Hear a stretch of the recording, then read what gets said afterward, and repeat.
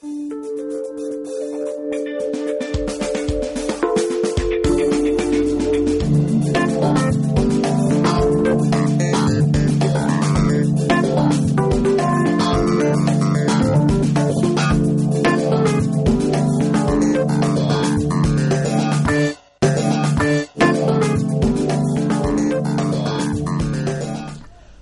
and welcome to Top Shot, a program in which we talk to top personality about issues that concern you and me.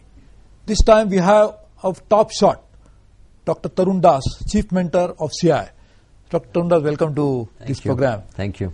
In fact, every time we think about industry issues, think about problems concerning the government, economy, everybody looks up to your response to that problem. Why is that? Mr. Tarun Das has to respond to a problem for people to get a proper perspective of the problem. I don't know if that is quite true, but I guess I've been around a long time.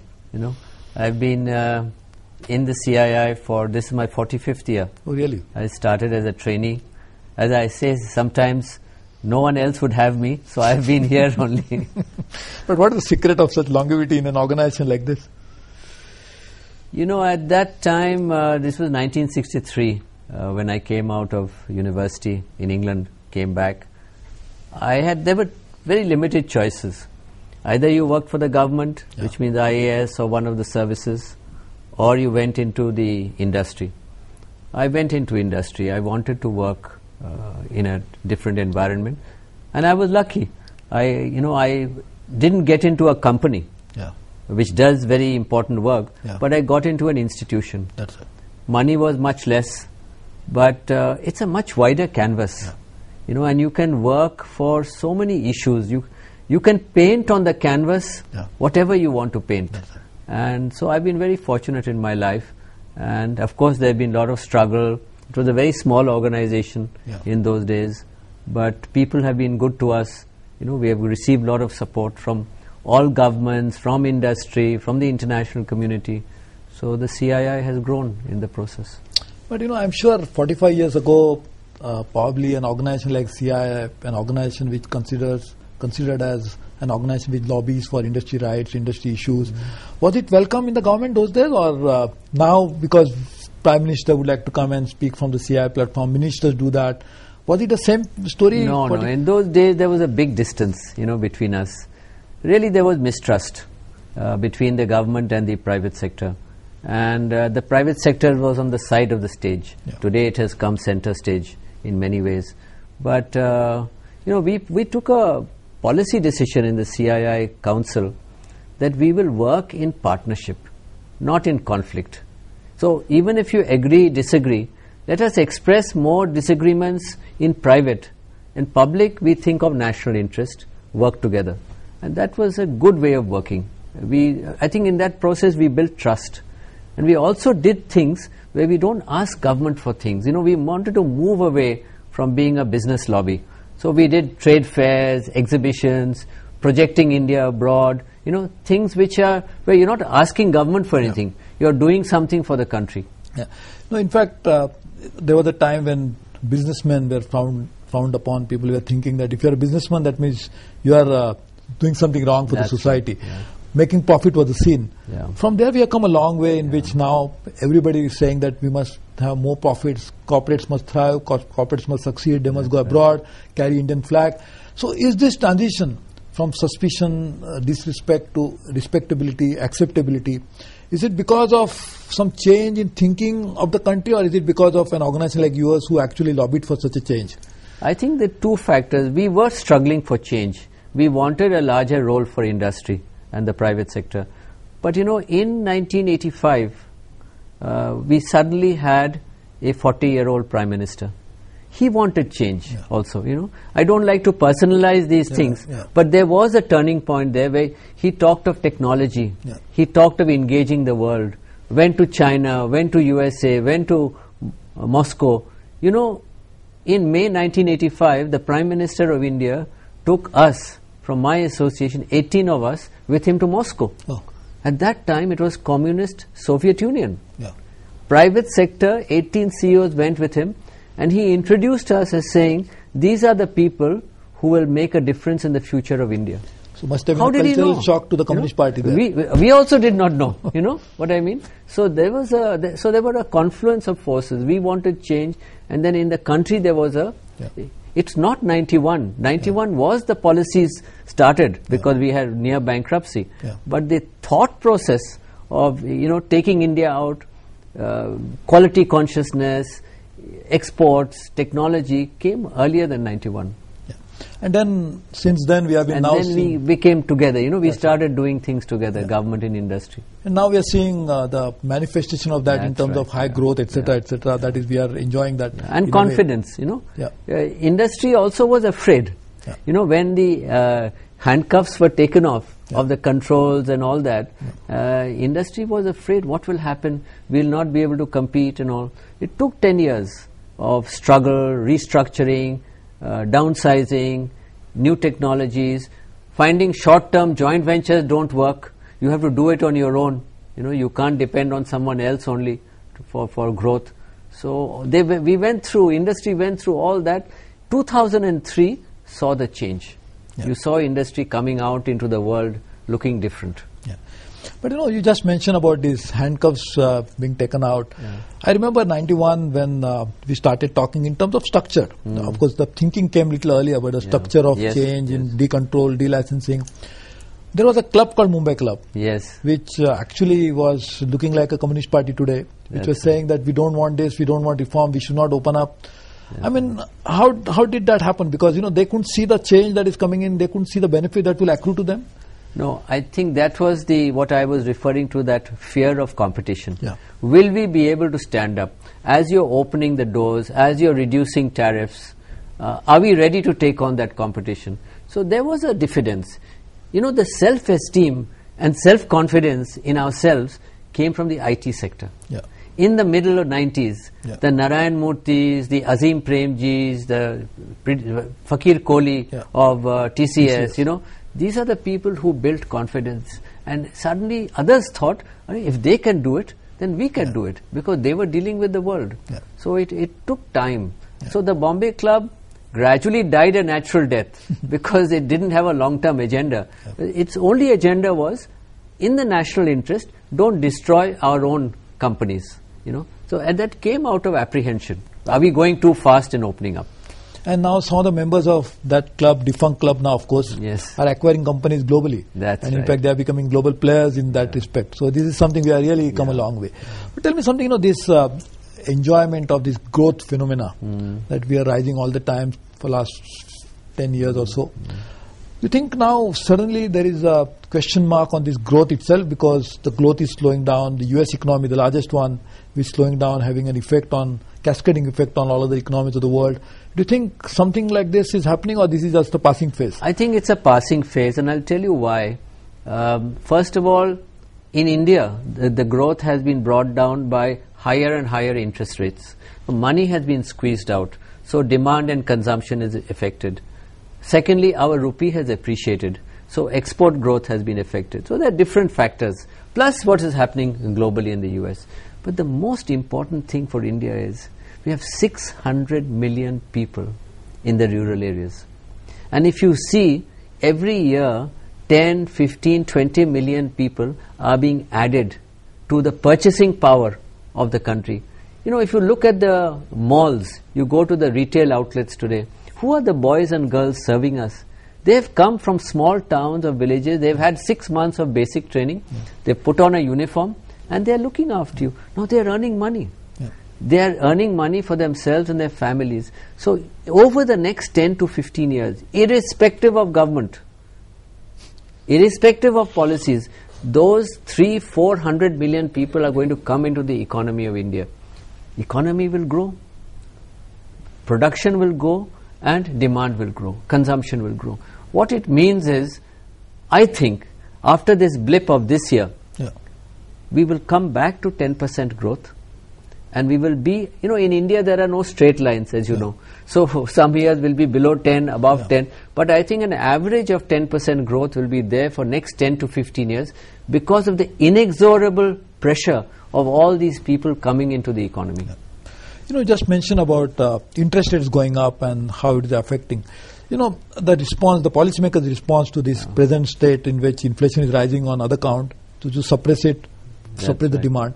The real way of addressing this problem could be the supply constraints can be freed. That's right. And this government should be responding in that manner, or to try to look at it only from the demand side. Because when the economy is growing, to control the demand, to suppress the demand, is actually not allowing the child to grow as he is naturally growing. Is something like this is happening? I would definitely I think they are doing both, but I would like them to do more on supply side and less on demand side. Tomorrow, in the next few days, or regularly, RBI is revising its interest rates. Yeah.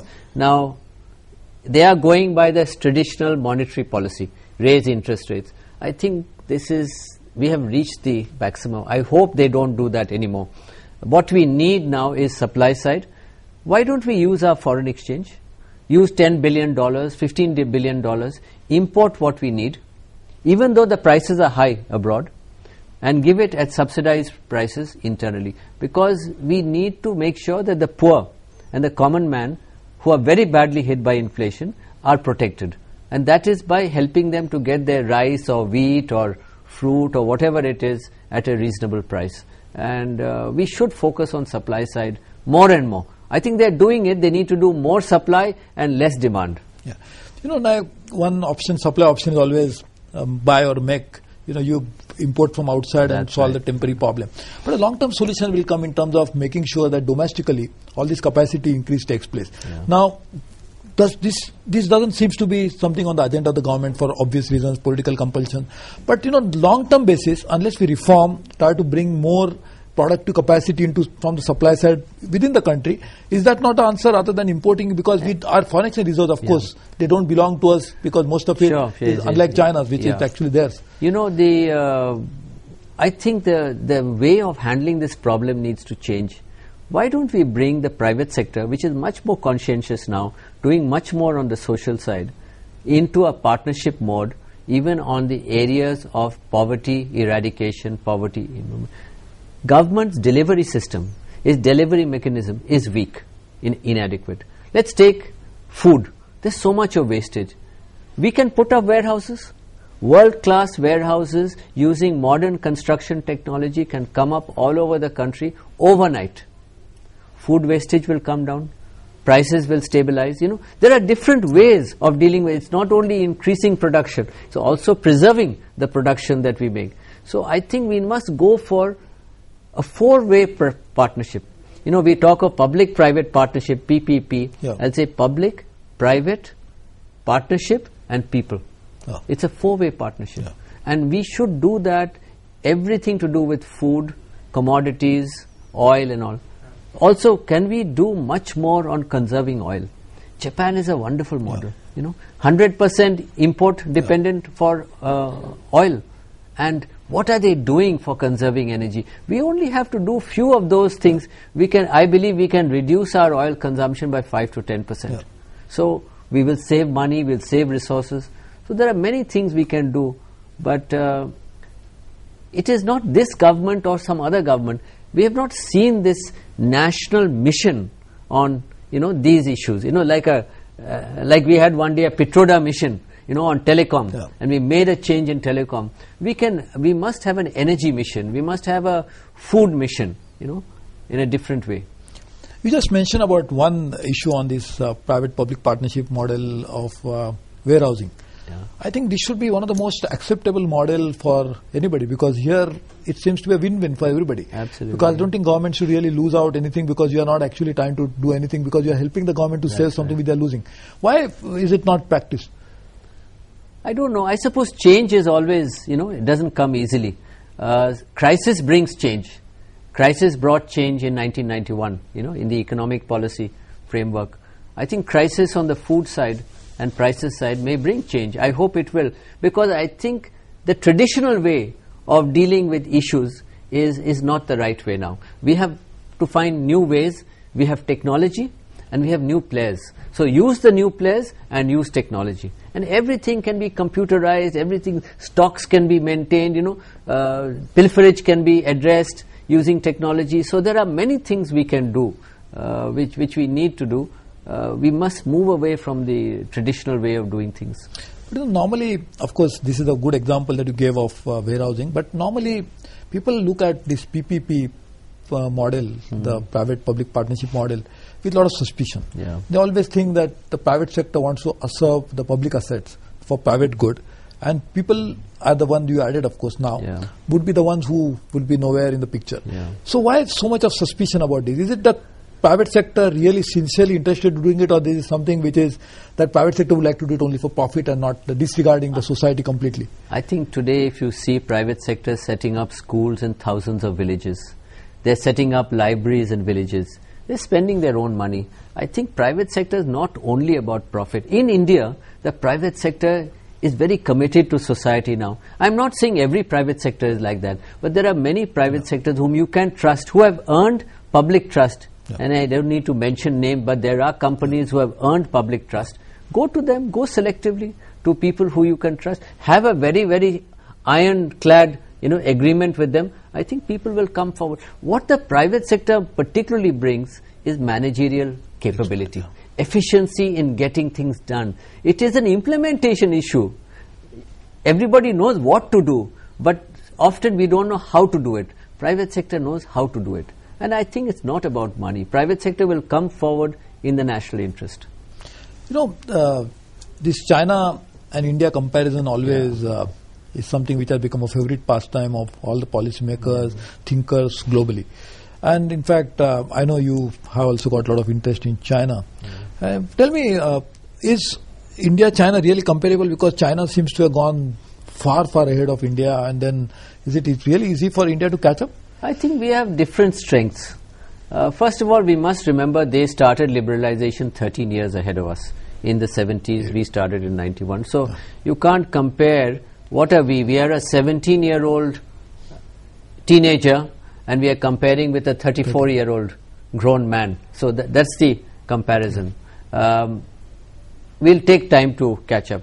But I think what we've got here is entrepreneurship, enterprise, small and medium industries, which are great assets for India, which have just been unleashed, as it were. In fact, if you take 2003 as the starting point of this new resurgence of entrepreneurship, then we are only 5 years in the game. I think you will see a big change over the next 10 years. We will catch up in certain areas. We will be behind in certain areas. Their greatest strength is implementation capability. Implementation and world class, always. Quality is outstanding there. Airports and other things which you see. And they invest in overcapacity. They invest for 50 years. We have not got that mentality. We invest for 5 years, and we think we've done a lot. So we have to change some of our mindsets. But I'm not pessimistic. I think we have a lot to learn from them, but we have strengths. Because normally when you talked about overcapacity, we don't even provide for redundancies. That's right. Therefore probably some of our power plants cannot be shut down for maintenance, because then many areas of the country will go without any electricity. You will know better, you were power minister. But this is something, capacity is something which we have seen in China. Most of the investment that has gone into infrastructure in China is from public investment. And we're just talking about private-public partnership. But private-public partnership presupposes that the government should then withdraw from investment. But in China, it's a completely different model in which the entire infrastructure has been created from public investment. So something like India should learn from them that our public investment also must increase substantially in the sector. I think we've got excellent public sector companies like NTPC and all. Let's take Power, for example, or BHEL. I think they should grow, they should be supported. They are national assets. In fact, I would say national treasures. So they should grow also, not only private sector. And by the way, public sector in India could do much better if their handcuffs are also removed. They are still handcuffed. That's right. Now tell me, you mentioned about China as something which is, we can catch up with China. China's GDP, more than 50% comes from manufacturing. And we have a private sector. China didn't have private sector after 1949. Everything was completely nationalized. There was no private ownership. Now, as opposed to that, India had a strength and history, economic history of uninterrupted private sector operating in India for hundreds of years. Despite that, how could China score over us? And now their manufacturing capability is far, far superior to that of India's. I mean, despite having such a strong private sector, how did that happen in China, not in India? Well, I have a famous anecdote which I say. You know, if you look at the markets of the world and you see a lot of Chinese products everywhere, they are labor intensive, low technology and cheap. Yeah. All right? Mass production. They make millions of pieces of one screw, one nail, some builders hardware, and they're all over the world. Yeah. Right? What did we do? We said SSI reservation is there. So we actually discouraged growth by the SSI sector. So we never achieved that scale of production. We kept ourselves to producing small quantities, uneconomic scale. We have done a favor to China. We have allowed China to go ahead. We have kept ourselves back. Now we are de-reserving those industries. We are allowing the entrepreneurs to grow and to make more products. So I think you will see a change, but it will take time. All those items that China is exporting around the world, we can make. And we can make it in millions of pieces and we can be competitive with them. But by our own policies, followed for many, many decades, we did not allow that. No? We discouraged that. We said that all those things must be in reserved small scale. There were 800 products or more than 800 products in India which were reserved. So no one could grow. So it was easier to be in that little corner, get your concessional rate of interest, concessional loan and all that, and you're happy, you're small. But we have missed out on the world markets. And not always the small is beautiful. Small is beautiful, but the small must grow also. No? A child must grow. Yeah. I think that's a normal process. Otherwise, you'll keep a child at 10 years old. You can't keep it 10 years all the time. That's so it's growing. So along with that, a growth. So I think our policies have not allowed the India to reap its true potential in manufacturing in real sense of the term. Otherwise, we could also grow jobs. And in fact, this is one sector, like you mentioned, labor intensive. Like China's success is to allow almost 40 crore people move from farm to factories. Yeah. And that is because of this high labor intensive job. We can do that also. But we are late in the game. But we can still get in. And our skills, our workers are wonderful. I tell you, our labor is the best in the world. You know, we should never be apologetic, never be defensive about that. So if we give them the opportunity, they'll perform. So it's just that we really need to put right policy menu in place so that we can reap the benefit. Yeah. Okay. Absolutely. I think, Dr. Das, you are telling us something very interesting. We'll come back to you. We'll just take a short break. We are talking to Dr. Tarun Das, Chief Mentor of CII, on issues concerning industry, how India can really truly exploit its true potential. We'll come back soon. Don't go away. We're talking to Tarun Das in Top Shot.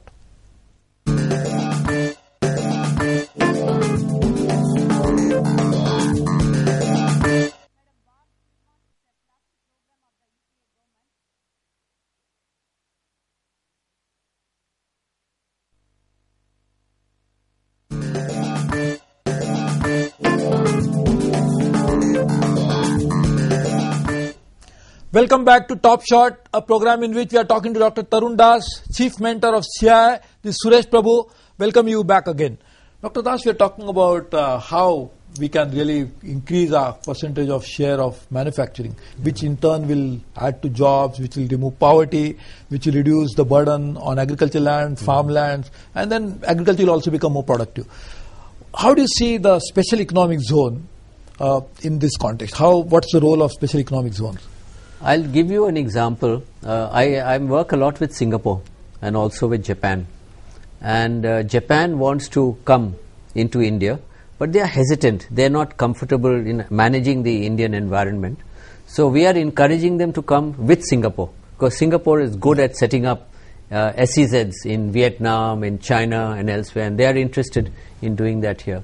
I think SEZs can give confidence to many foreign investors, good countries like Japan, who have been holding back, and it will add to our manufacturing capability. So I think you will see through the SEZ policy a new dimension of foreign investment which we have not seen before. So I would say plus. But tell me, SEZ by per se as a concept seems to be a good idea wherein new generation, employment generation can take place, manufacturing capabilities can be added.